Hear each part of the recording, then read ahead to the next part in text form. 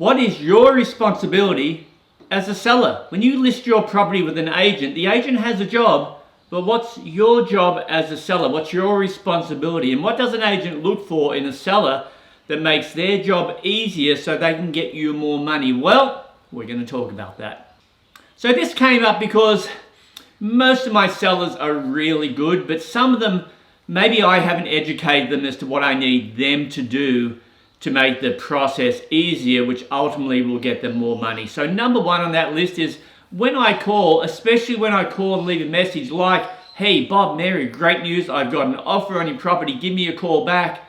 Call me back as soon as you can. Don't call me back the next day. I had one seller recently not call me back that day, not call me back the next day. By noon on the next day, I called them to say, hey, did you get my message about the offer? Oh yeah, we did. We're going to give you a call later today.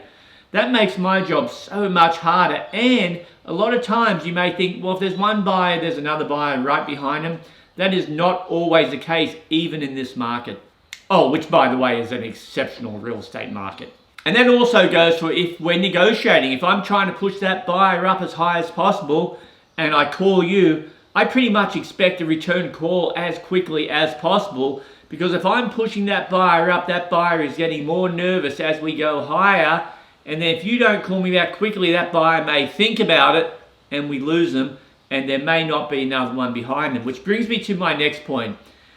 Is the first offer the best offer? Well, yes, the first offer is the best offer if it's the last offer. The problem we have in a good real estate market is sometimes an owner, a seller, a listing, will get an offer relatively quickly, and I mean in this market within a day or two, and the seller thinks, oh, you haven't done any work, because there's no evidence of our work. They don't see what we've been doing in the month or so leading up to the property going on the market, or the 6 months we've been cultivating buyers, so when this type of property comes up, we can start going, finding those buyers and matching them up. So sometimes a seller thinks, I don't need to negotiate too hard, I'm just going to reject the offer, I'm not even going to write a counter offer, and we'll wait for the next one. Sometimes, even in a hot market, that next one doesn't come. And you have to be careful in a hot market, because the hot market switches off overnight, and if you leave it a couple of days or a week and the market suddenly drops, you're in trouble as a seller. So again, if the agent brings in an offer quickly, you need to seriously look at that, have a good conversation with the agent, because it's better for the agent to say, hey, I have a great offer, but I'm going to wait 3 weeks before I give it to you, so you feel like I've done a lot of work. That wouldn't make any sense, would it? I mean, I suppose that kind of leads me to defense of real estate agents, in that because there's no evidence of hard work, you're really paying for our experience. Kind of like when you go to the doctor, you walk in, you say, here's what's wrong. The doctor goes, bam, you've got such and such virus. The doctor makes that analysis quickly based on 20 or 30 years of experience.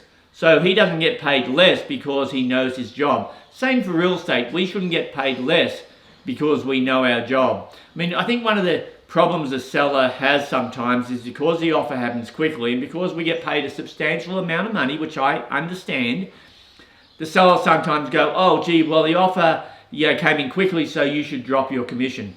That doesn't make sense to say you did your job very efficiently, so I want to pay you less. Again, should I now hold that offer for a month so it looks like I've done more work? Of course not, and I'm being facetious there.